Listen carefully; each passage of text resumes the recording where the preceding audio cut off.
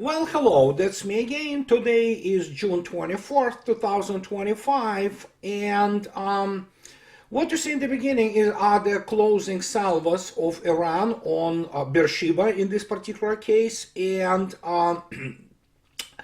so that's essentially what was done to not only Tel Aviv, but to Israel in general, and let's start with, I'm just actually lost for words from where to start with all that.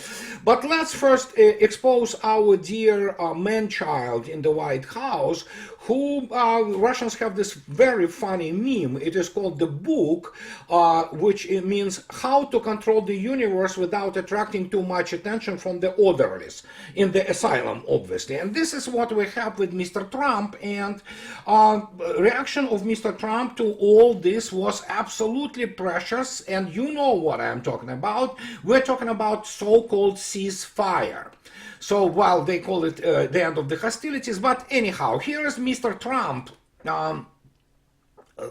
in a classic Trump manner, which is bloviation and, the pompous BS, essentially says that Iran has officially responded to our obliteration of the nuclear facilities with a very weak response, which we expected and have very effectively countered. So he talks about all those funny things about that, how he destroyed the actually nuclear program of Iran. Iran obviously is just scratching its head like, okay, sure.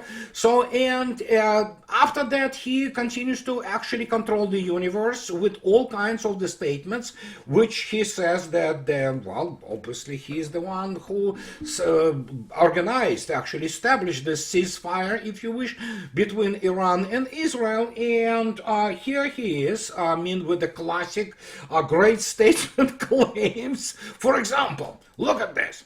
He talks about that China can now continue to purchase oil from Iran. Hopefully they will be purchasing plenty from the US also. It was my great honor to make this happen. Okay, that's fine. Some kind of I don't know what it is. It's delirium, but okay, that's fine. Now he talks about Israel. So, Israel, do not, all in caps, do not drop those bombs. If you do it as a major violation, bring your pilots home. Now, Donald Trump, President of the United States. So, well, we have this guy, and nothing we can do about it. He's the president of the United States. He surrounded himself with a bunch of the sycophants who obviously, because they want to keep their jobs, they continue to, well, massage his ego, which is now, it's not even the comedy, it's tragic comedy, is it's worthy of Shakespearean, writing, but what can I say? And in terms of outcome, while I generally agree that the interaction in the last 48 hours was mostly Kabuki theater, and Kabuki theater, those who do not know what it is, you can look it up, actually. So, but the main issue here was the fact that it was one-way Kabuki. As I already stated, Mr. Trump was trying to control the universe without attracting of the attention of the orderlies in the asylum. And but in reality, if you look attentively at the damage which Iran has done to Israel, it is massive. It's essentially, when you look at those things, in some sense they are heartbreaking, but then again, Iran was merely just delivering Gaza 2.0, but on the territory of Israel, and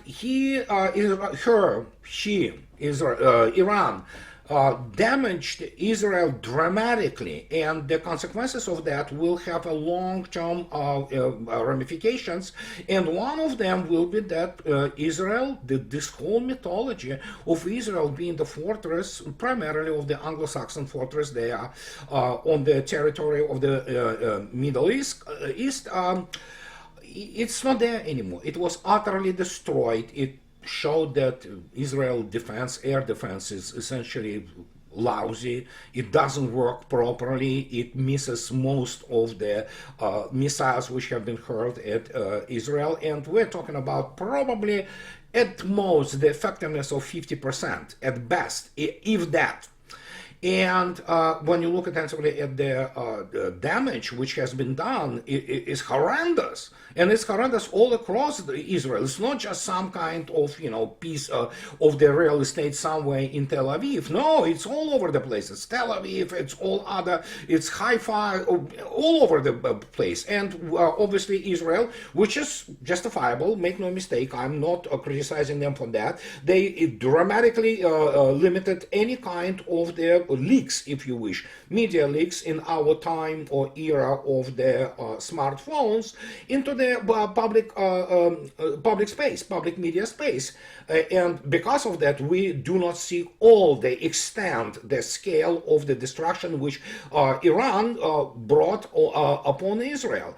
We know that it is massive, and many Israelis are leaving country, many living forever, and they probably should. And I'm not going to go into this discussion of the history of the Middle East and the basically founding of the Israel as the state, as the nation. I will leave it for people who know this subject better than me. I simply do not have time to really go deep into this, and frankly, I'm not very interested. But when you look at all that, you can see yourself that in the end, Iran came out on top. It didn't lose its nuclear program. And if anything else, when we talk about this Kabuki, you have to keep in mind, as was confirmed by a number of the media outlets, that prior to attack on the so-called 3 sites in Iran, United States contacted Iranian political and military top and said that, guys, this will be one-off and just for the show. But that's what United States military is capable of doing only for the show. Because if it would have been the serious conventional, I'm not saying that it could be, United States would go nuclear if it had to, but then again, United States would cease to exist, not like physically, but as the any kind of remaining legitimate state. It would become the rock and pariah state, which will be, well, essentially boycotted by the most of the world. But the point is, the fact that Trump administration already contacted Iranian top prior to those attacks on 3 nuclear sites already tells you everything you need to know. The fear, they are basically completely captured by this fear, because they know if their escalation would follow, there would be very little standing of the Israel. And this is the main outcome of this. Now, when you ask the question, really, how really that whole thing happened, well, let me put it this way. This is Mr. Arakchi. And the Mr. Arakchi is, of course, the foreign minister of Iran. He was yesterday in Moscow. And Moscow and China were quietly but incessantly working on resolving the issue, and Moscow made no secret about the fact that it wants this to settle peacefully, because nobody needs a regional war.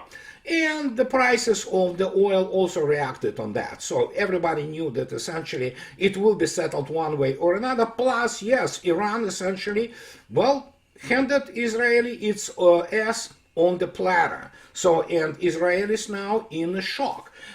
However, look at this. These are really, guys, they are good at terrorism, really. It's a terrorist state, essentially. That's what it has become. And we now have the, well, look at this.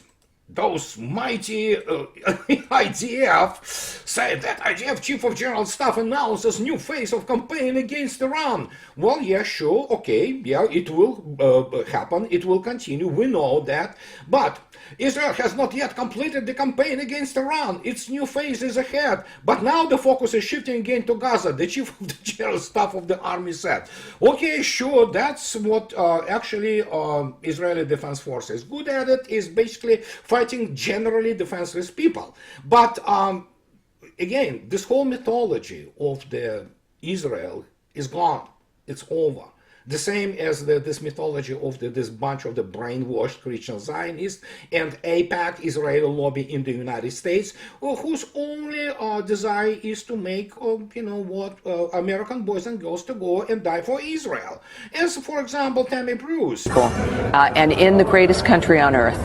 next to Israel. You know what she says. Yeah, absolutely. That's basically what you needed to know. And she is the Speaker of the State Department, and she is, what can I say? She is the part of this massive Jewish influence in the United States, including from Hollywood, which obviously, massage and prepare public opinion for all kinds of the wars which United States absolutely doesn't need. And in fact, they are tremendously detrimental for the development of the United States, but we know that the United States political system is utterly corrupt, and few voices of reason and few voices of courage, like Thomas Massey or Marjorie Taylor Greene, or Matt Gaetz for that matter, they are very few and, apart, and you cannot change this until the new generation of Americans basically enters the stage, and we have this baby boomers, the most vile generation, the people who actually destroyed this country,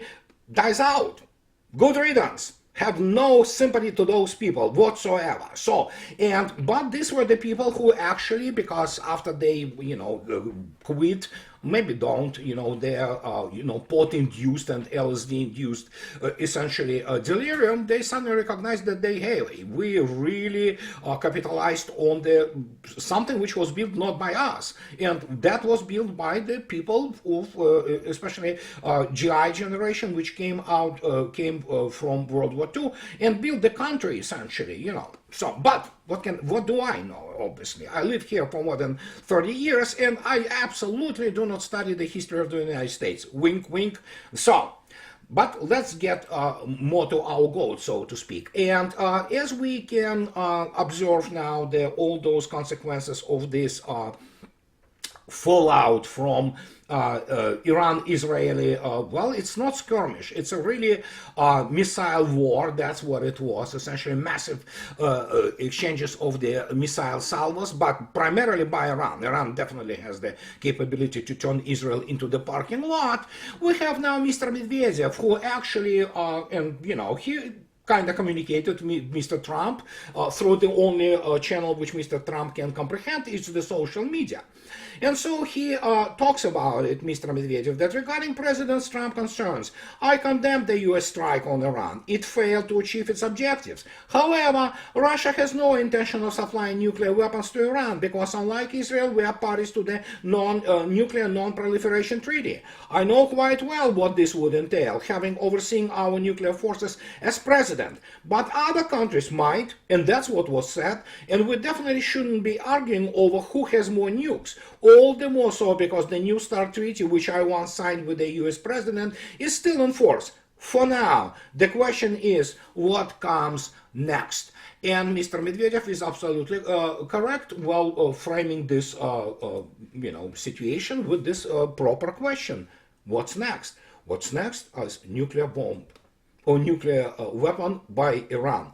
And I can tell you one thing, that Russia is now, takes off their hands from this position on this issue, because essentially Iran can do it, and obviously their nuclear program is completely intact. But now nobody in the world can trust anything emanating from White House. It has no credibility whatsoever. Actually, it's not just no credibility, it's negative one. So basically everything which Mr. Trump and his cronies tell you, it's all BS. Discarded, because they will cheat, they will lie, they are absolutely not trustworthy. Russians know this. Russians knew this all along. But now Iran, and especially after Minister of Defense of Iran called yesterday the Defense Minister of Russia, Mr. Belousov, and they had a long talk there. Nobody tells us what they were talking about. We just know that Mr. Arakchi, foreign minister, was in Moscow, and obviously Mr. Putin, we know the position of Mr. Putin, and we now know that Defense Ministry of Iran called Moscow, and why, you may ask? I don't know. For the imbeciles who continue to ask these, well, basically fanboys questions, where happened this S-400 of Russians during the attack on Iran? Again, for those who do not understand and have the IQ lower than the room temperature, I repeat again, there is only one complex S-400 and one S-300, which are located at Bushehr nuclear power station, and they are there not to protect Iran. They are there to protect specifically Bushehr installation, Bushehr nuclear power station, and bunch of Russian specialists who work there, guarantee of who was guaranteed, strangely though, by United States and Israel. So that's what they are there for. It's the same thing as you will explain to bunch of morons, pardon my French, because there is no other way to define them, who for years were asking, where is this S-400 and S-300, all those from in Syria? Why they don't defend Syria?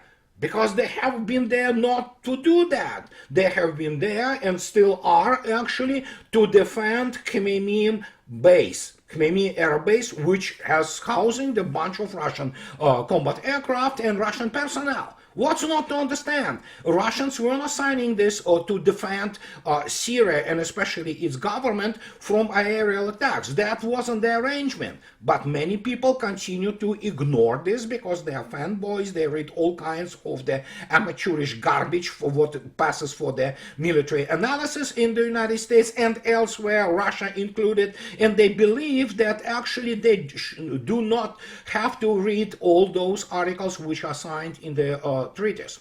Now, in terms of Iran, I don't know. Well, we'll see.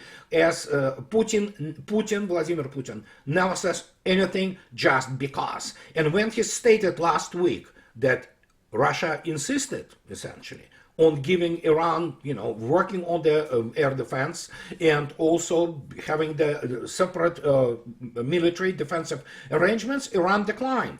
Well, I don't think Iran will want to decline this anymore.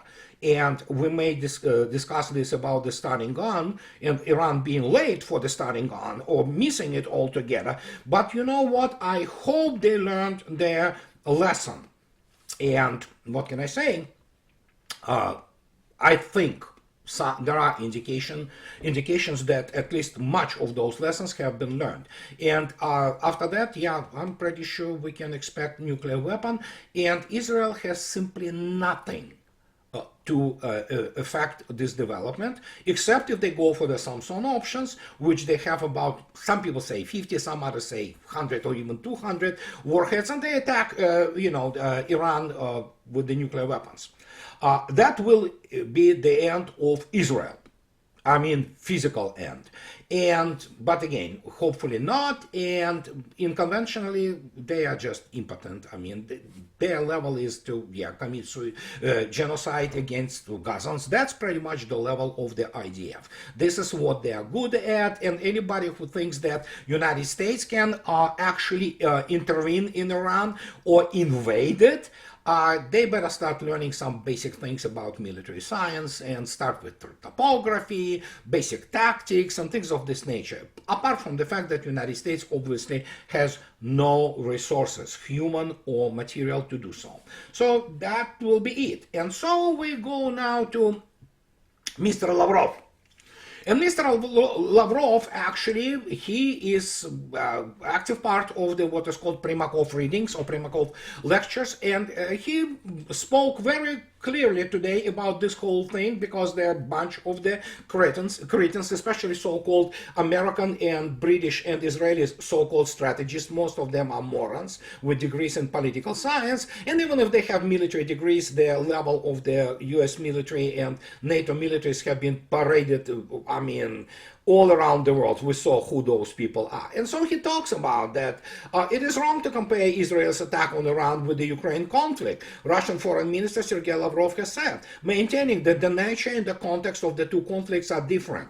Not only they are different, they are drastically different. And this is what the thing which, for example, they don't teach in the US military academies, and they don't teach anywhere in NATO.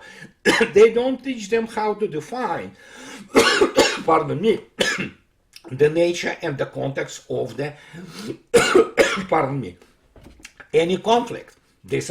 That's why United States loses its wars, and it will continue to lose its wars or being impotent to fight them. Simple as that. They do not know the nature of the conflict.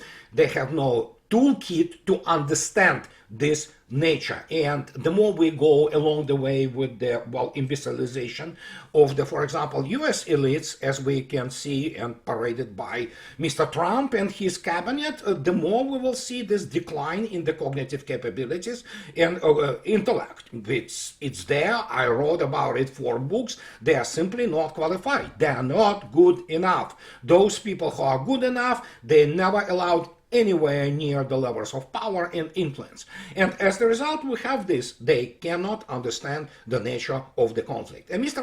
Lavrov is pretty clear about it. So, meanwhile, Lavrov continuing with this issue of the Primakov lectures, he talks about that the West is begging for a truce for Ukraine. As you can see yourself, there are now Western countries who obviously failed to defeat Russia, which is many people still do not understand. This is the nature of the conflict definition, that actually Russia doesn't fight Ukraine. Russia fights the combined West, that basically that they demand, ask, beg for an immediate truce without preconditions he's talking about. Of course they do. This is the only thing they can do now, and now we also have this situation. So he continues that the normalization of relations between Moscow and Washington can be useful for preventing world crisis. Yes, it can be useful, but it is absolutely not a guarantee, because as we all saw by behavior which is childish, he is a kindergarten, I don't know how even to describe this anymore, of Mr. Trump. It doesn't matter, even if you have the contact, it's useless, basically. The guy lies, he cheats, he just parades himself as the greatest thing ever. So, but he mentions this, that the parties are still far from discussing issues related to strategic stability, and they will not be close anytime soon, for a simple reason, of which I really kind of do this ad nauseam. Read my lips again. United States lost the arms race. And it's lost not only just the arms race, it lost actually also the military scientific race. And so they have nothing to offer really, but Russians will press on with this, let's do the arrangement. And Mr. Trump today again stated that he wants to deal with Russia. Worthless, shaking of the air, worthless statements by the man who cannot be trusted in any way. And so what can I say? Here's Mr. Lavrov, who says very clearly what was happening. There is no evidence that Iran attacked or was preparing to attack Israel. Of course, we know that. Moscow made its proposal for the settlement of the Middle East conflict. The reaction to them was positive. But he also stated very humbly, Russia will not impose itself on the parties to the conflict as mediators. Let them sort it out. And so he correctly states that it is difficult to draw conclusions about the sustainability of the ceasefire. It is, because Israel has been utterly humiliated. All this mythology have been blown away. And the same goes for actually people from, as I already stated, Israeli lobby in the United States. They corrupted utterly and blackmailed all those congressmen and, people up to the president of the United States. Mr. Trump is the Zionist, at heart. So this is the result of their activity. And the United States is a bankrupt, which it bankrupted itself primarily through the foreign wars, which it fought, so to speak, primarily which it's lost on behalf of Israel.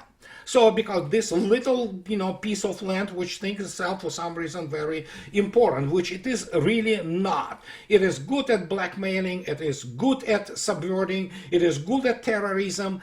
In terms of real war, in terms of defending itself against anybody who has any kind of the ability to shoot back and is more or less militarily competent, you saw everything yourself. It is a catastrophe for Israel. And, well, maybe it's for the good, or for the better, if you wish. So, and then we go and a little bit to our, how to say it, our lambs, if you wish, our goats, And look at this.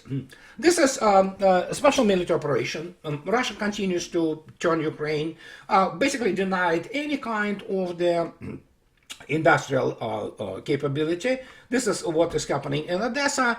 And if you take a look attentively at the losses of Ukraine today, 24th, it is, as you can see yourself, somewhat lower, but still the slaughter continues, and it will continue as long as needed. As already stated, Russia can do it all, all day long or many years long. And so we also have this issue of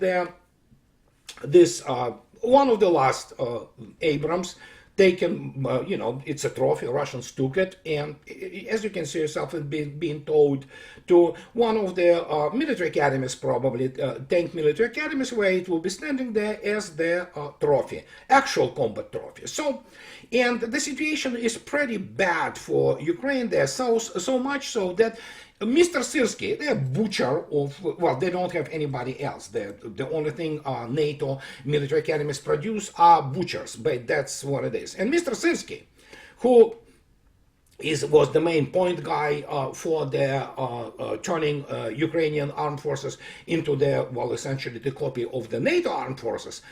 He talks about that, oh yes, Syrski argued that the lack of fortifications with new tactics.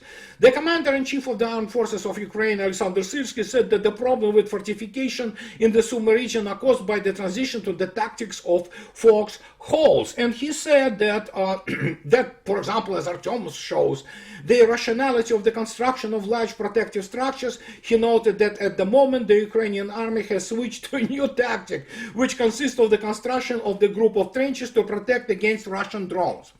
Well, I have news. First, it's not the full translation of his speech, so to speak. It's not just foxholes. He says that the only thing which is worth doing is to dig trenches for the squad, maximum squad. It's 7-8 people. That's what the squad. It's the roughly 1/3 or 1/4 of a platoon. And the reason there is not just because of the of the drones. The main reason for that, together with the actually those fortifications which he doesn't want to build anymore, because in the end, artillery decides everything. And if you take a look attentively at those strong points and how it is all working, no, it's not the drones which obliterate those things. It is primarily artillery and, of course, the rocket artillery or multiple launch rocket systems. And yeah, what you do if you create a strong point, which actually is the, let's say, platoon, let alone company strong point. Well, guess what? You are sitting duck. And, well, when you have the firepower of Russian army, what do you expect? Yes, you get blown up to smithereens, and that's the result. So, inevitably, they need to go and, dig all those small trenches because they think that Russians do not have enough drones, for example, to deal it individually with this. Actually, Russians do have. So, in fact, is the only thing you can do, if you have any chance of survival, is to distribute yourself over space or over terrain, but even that is not gonna help. Simple as that. So, and we already saw it, many times in practice. And that's the result of those, ideas about war by NATO, US and British primarily, but Germans too, and by French, who for some reason continue to consider themselves the country which matters, which it does not. It's, as you can see yourself, and you can go to my blog and take a look at Paul Joseph Watson commenting on what we already know, that this La Fête Musique, or whatever the hell the name of this music festival in France, ended up in massive riots, in massive rapes or pillage, and actually they now have the situation with that actually 145 young women and even girls have been actually shot with the syringes, obviously filled with the rape drug, and whatever the name of this thing, I women will correct me if I'm saying something wrong about this. And as the result, yeah, it all deteriorated into the mayhem, and France is on the way out as the nation. But nonetheless, and I want to point this out, I wrote about this in the blog, but I need to point this out. Here's Maria Zakharova 2 days ago. And she gave the interview to Journal du Dimanche, and I don't even know why Russians even bother with giving anything, any kind of the interviews to French or, for that matter, Europeans. I mean, there's nothing to talk about. So, and she says that a Russian Foreign Ministry spokeswoman Maria Zakharova told that the European party of war, in which France plays a leading role, is deliberately betting on the escalation of confrontation with the Russian Federation. According to the representative for Russian Foreign Ministry, it is forbidden in the West to discuss that anti-Russian sanctions led country to losses, and so the European party of war is consciously betting on the escalation. France is the pivot of this party of war. For some reason, French cannot resign themselves to that. If you remove Airbus and maybe some parts of the shipbuilding, it's primarily a service economy also, and it's the second tempo country which, if not for the goals, it is the goals. It's not, if not for him, France wouldn't have had it. If not for the goals, nuclear deterrent, which is minuscule, honestly, France wouldn't matter at all. And so, but yeah, let them pretend that they matter, let them clean the streets of Paris and other French cities, let them stop immigration, but they will not. And they voted for it, and they committed suicide. So it's not something like, oh, France will rise again, No, it will not rise again. It is a fait accompli. It's just a matter of how fast it will disintegrate. Because that essentially it lost their, le vivre, whatever the name of it, desire to live. And that's totally normal for, demoralized French, who essentially confabulated all their history of the World War II and everything which followed after that. They were the guys who supported actually Nazis. So that's pretty much, organic and natural outcome for them as a country.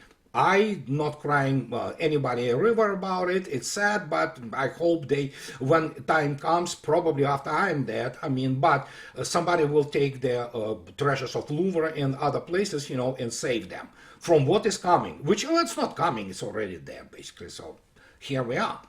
And so in the end, what can I say? SVR. And I'm not going to be going to Mr. Putin, but SVR. Serbia uses workaround to export military production to Ukraine, products to Ukraine. And SVR, Foreign Intelligence Service, absolutely pummels Serbia for what it does. It's essentially, continues to ship the munitions and continues to ship their weapons for their contribution to maintaining the combat capability of the armed forces of Ukraine.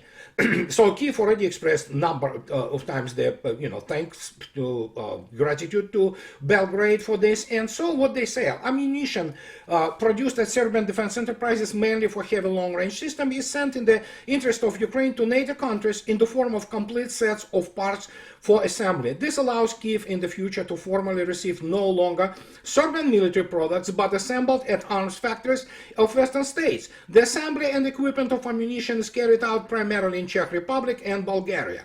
So Vucic went immediately, yesterday on, record that no, we stopped already everything.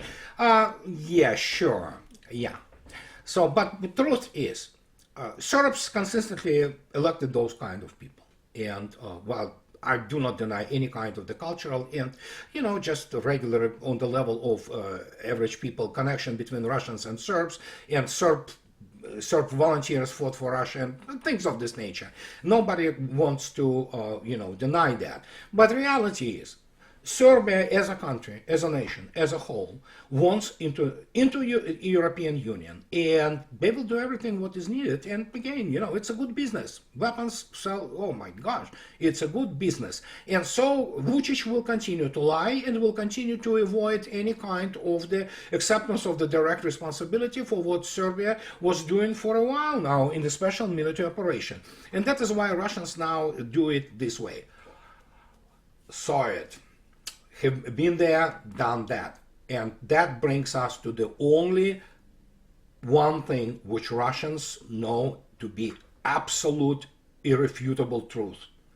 As Alexander III stated, Russia has only two, now three, obviously, allies. It is her army, her navy, and of course, with the addition of the VKS, which is aerospace forces. That's the only allies and friends Russia has. The rest of it, read Dostoevsky from his the writer's diary about all those Slavs and who they are.